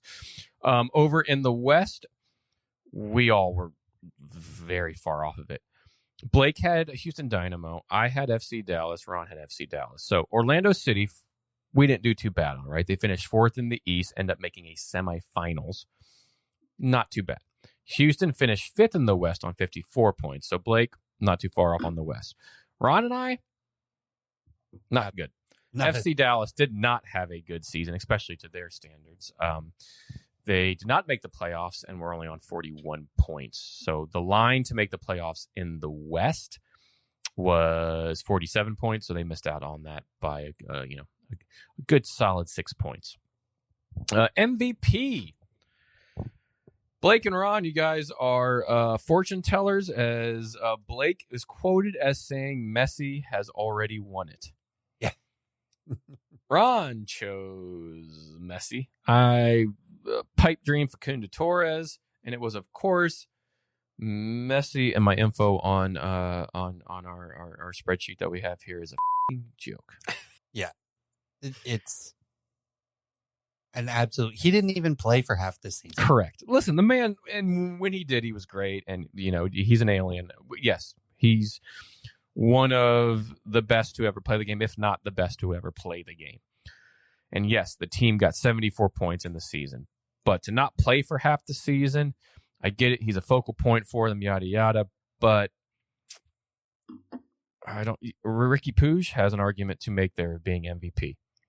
What he did in the regular season, what he did to lead his team to the finals, that's MVP worthy. He should have won it. Moving on. Golden Boot. Some good choices here. None of us got it right. Chucho Hernandez for Blake, plays for Columbus Crew. Peter Musa, who I chose for FC Dallas, and Ron, pipe dream and a half. Luis Muriel for Orlando City. I was. You were really hoping. The eventual winner. Take a wild guess. Do you guys know this one? Christian Benteke, right? Christian Benteke of DC United, who I actually saw score in DC this year. I think he scored here against Orlando, if I'm not mistaken, early on. But he had 23 goals. And it wasn't Lionel Messi? Yeah, right? Oh. He had 23 goals, which, if I am not mistaken, was 3 better than Denny Bwanga of LAFC. So Chucho finished 5th with 19 goals, so not a bad shot there from Blake. Peter Musa, who I chose from FC Dallas, finished 9th, so not too bad on 16 goals. Luis Muriel, nowhere in the top 25. Yeah. I was going to put nowhere in the top 50, but I can't count and verify that fast right now. So it's somewhere well after the top 25. Now, Ron, take your victory lap. Sorry, not in the top 50. Okay, I thought so, but I wasn't 100% positive on that. Not in the top 50. Love it. Ron, take a victory lap, though, as the biggest team to miss the playoffs was your selection of the Philadelphia Union. So Ron wins. Philadelphia Union missed out on the playoffs by 3 points. Wow, Blake, I love it, brother. Inter Miami He came pretty close. It did actually, right? They got knocked out in the first round. So I think it's because I thought that would be the ultimate insult. They Fair. don't make the playoffs, but Messi still gets MVP. And I give you points because they gained a lot of points in the regular season, but got knocked out in the first round by the lowest seeded team. So you weren't too far off. You can take a half a lap. Well done. I'm just an idiot. The Seattle Sounders just once again are just that team that just always gets in, and they did not look good at the start of the season, and were not that great for the entire season. But they inched their way in there. They eventually ended up in fourth, the same as Orlando in the East, and they did okay. Last but not least, wins the championship. We all chose Orlando City. Obviously, we know that was the LA Galaxy, but not too bad. Obviously, as Orlando City had statistically their best season in terms of where they finished. They got to a semifinal, which is further than they ever have. So they came darn close to getting to their first championship game, but did not. And congrats to the LA Galaxy. Sorry we missed it. I don't blame the Galaxy. I don't blame the New York Red Bulls. I blame MLS Soccer.com. Well, that has been your Liga's roundup. Ah! Nope. Oh, sorry. We're sticking with stuff that actually matters right now. Kind of. The top 11. The top 11. Top 11 for the women's game. We won't necessarily get into the men's game there, but your top 11 in the women's game. So FIFA puts together this, like, if they were going to do a 11-a-side team, here's who they put together based on this past year of 2024. We'll start with two of our pride players, and very worthy of so. Barbara Banda and Marta make the starting 11 in this FIFA Pro World 11 team. You have Casado out on one of the sides and Lauren James out on the other side. I have a slight contention with Lauren James. Good club season with Chelsea, not the best England season. Got herself into some red cards, if I'm not mistaken. Very talented, but good. But an argument can be made for a Mel Swanson or a Trinity Rodman out there, where an American, I think, probably should have gotten in. It could have been either of those two. You could have even made a shout for Naomi Girma, who did not make the squad. Moving on to the midfield, you have Bonametti and Putelis from Spain. Very, no arguments there. And Walsh, the Welsh international that I believe plays for Barcelona or is it Real Madrid? I don't know. It's one of the two. But worthy there. Another Spain player in Carmona in that right back spot, Lucy Bronze and Alex Greenwood in the center back positions there. Don't really have an issue with any of those names, all worthy. I can't really think of anybody to put in that I would then move out besides the fact that maybe Girma could have gotten in over a Greenwood, but there you go. And then in goalie, Mary Earps. I don't think there's really any argument with that. Won the FA Cup with Manchester United and was just a rock at the back for the England national team. And last but not least, a FIFA Club World Cup draw was last week. The biggest news coming out of that, and if you haven't seen it, go watch Arsene Wenger dance. That was about the biggest thing that came out of that draw, which took place down in Miami. It's, if you don't know, it's this Club World Cup that they're putting together, first time ever this year, that you don't really know how teams got in. Yes, we do. Yeah, we do. It's all about the money. Why? What? Oh my gosh. I'm sorry. Wait. I didn't know about this, and I'm watching this dance right now. And it's amazing. Oh, you didn't know about it? No, I did not know about the dance. That's great. Oh, jeez. The Cup isn't new. It's just expanded. Because the Club World Cup has happened before. Oh, that's true. Correct. But it's been on much smaller, and it's happened usually in like January, if I'm not mistaken, right? Or somewhere in that range. Yeah, you're right. But anyways, here's how the draw ended up. Group A, you have Palmeiras, Al Hilal, FC, why did I just blank on their name? Porto, duh. Yeah. And Inter Miami. How Inter Miami got in? Anybody's guess. Because they want Messi in the tournament. Hey, probably right. Because there was an open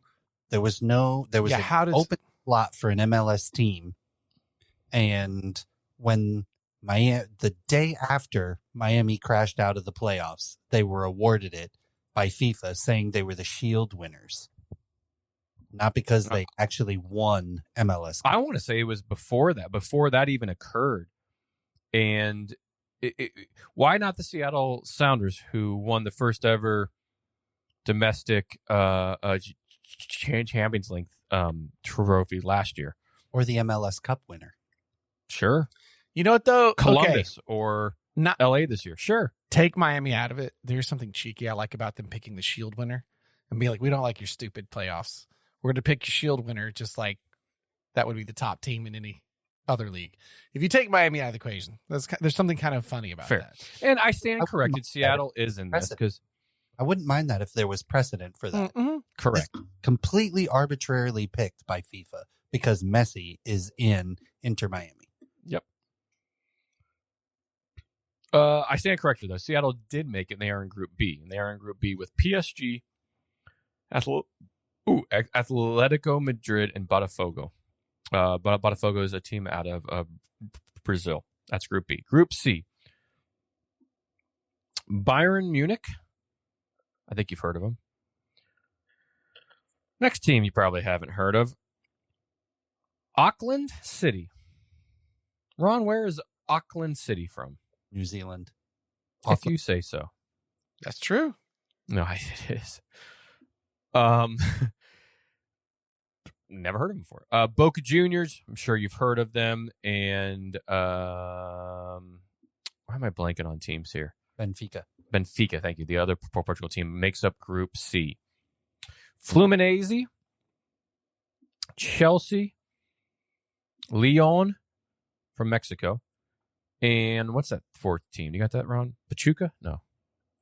Flamengo was not Fluminense, Flamengo, and Esperance Sportive de Tunisie. Thank you. That's what I was looking for there. Club Leon and Leon, and then Club Chelsea FC. That makes up Group D. We're struggling through this here, aren't we? Or I am. I don't know. Inter Milan. God bless it. River Plate. Monterey. And what's the fourth one there, Ron? Urara Red Diamonds. That's why I had you say it. Make up Group B. Got 3 more groups to go through here, folks. Hang in. Fluminense, Borussia Dortmund. Is that El Ittihad? No. Who is that? Ulsan. From where are they at? No idea. Korea. Yeah. And then you have, I love it, on FIFA, you have MSU. You have Michigan State playing in this thing? I'll be damn. FIFA's expanded a little bit. MSU is a South African team. Mamelodi Sundowns. Well done, FIFA. Group G. We're not done yet. Manchester City. Wayad AC representing Morocco.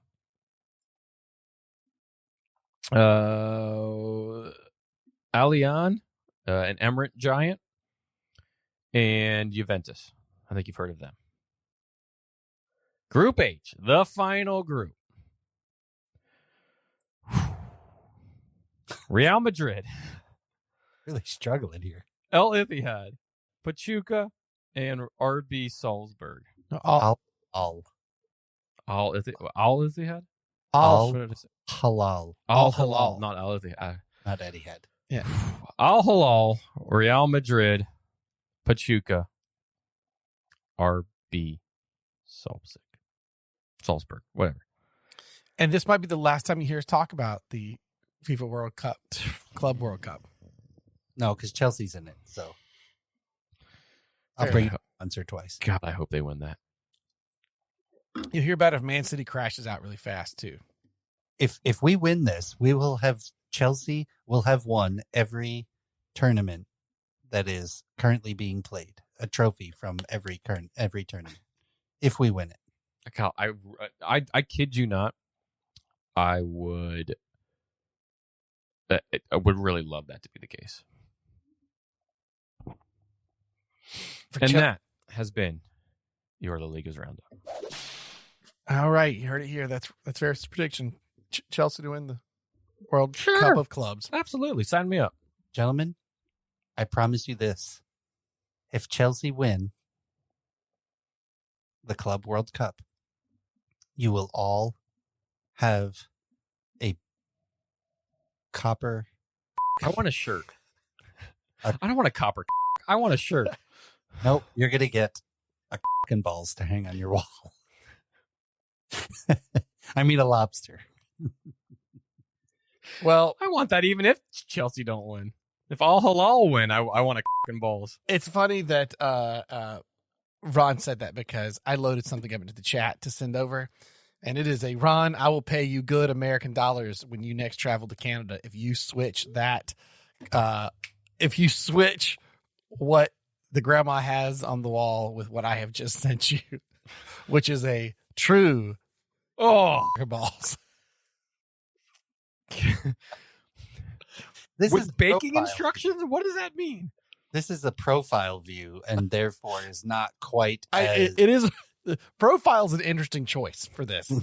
right. But the thing is, because it's the copper color that like you associate with like those lobster molds, you could almost see this going on a wall and like blowing by it and never registering Correct.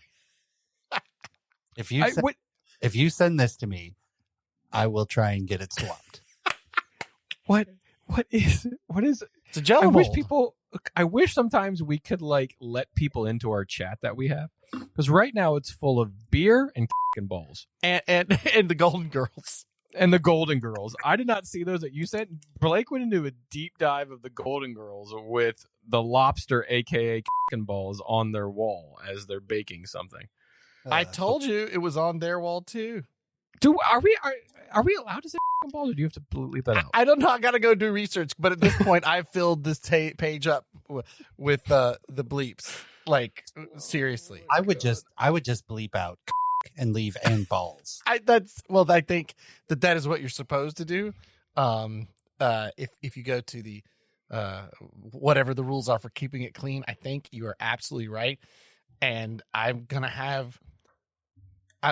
gonna hold this pad up. I don't know how well you can read it. Oh my God, that's impressive. It's a stenographer's pad, and I've done filled up 2 columns. Oh my God! All right, so Ron, you post a picture of what you think you saw on your grandmother-in-law's wall. Blake, you post a picture of that notepad. Yeah, and that'll explain this entire pod. You should know exactly what we're talking about. Along with the pictures I'll put up of these 13, 11, and 10% alcohol beers. Yeah. You know what? This is delicious, but I'm at a third left. Like, this is I'm right there with you. This is a beer for sipping and laying down and avoiding. This is not you can't chug it. It's great, but yeah. I'm going to split the rest of these, like each bottle at a time with my wife, I think, into 2 snifters. So speaking of, that brings me to beer mentions. I had from Prairie Artisan Ales, I had their Christmas Bomb, which is friggin' awesome. 13%. 13%? Imperial Stout with Christmas spices. I had a 9.8% quad from St. Bernardus. It was their Christmas ale with the old saint in a Santa hat, giving you the, what's this called again? The hang loose? The hang loose, the Ferris sign. The Shaka? That's what Afton calls it. She's like, take my picture Ferris? again. I'm going to do the Ferris sign. Love it. Yeah. And the backwards hat. I had from Cigar City Brewing Highlight, but they're double IPA version, so they're DIPA of the Highlight, and quite tasty. Would definitely get this again. Very, very good. At what did I say? 10%. Ferris, it's not a Satan quote, but you got a Jose Mourinho quote for I us? do, and you know what? This is gonna we're reforming the quote here on the pod.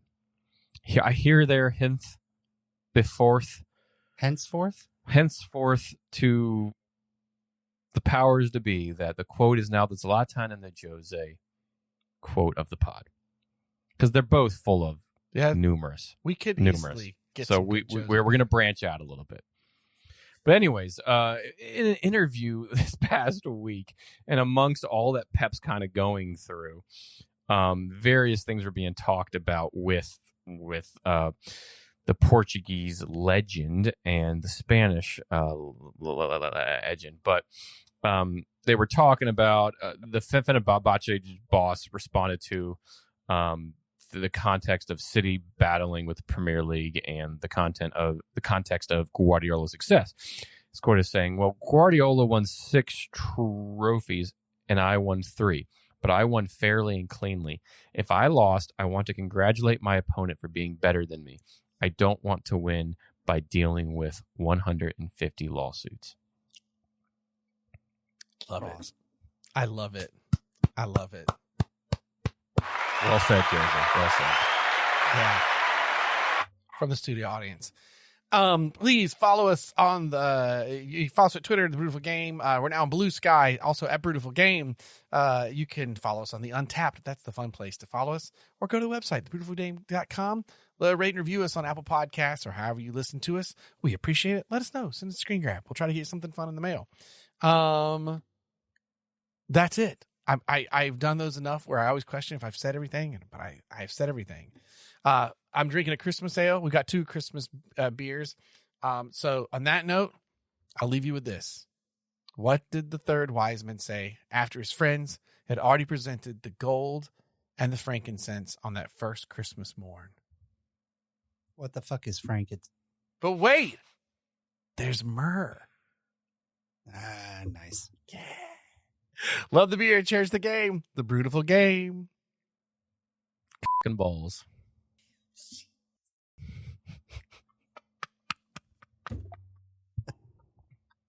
Oh, what a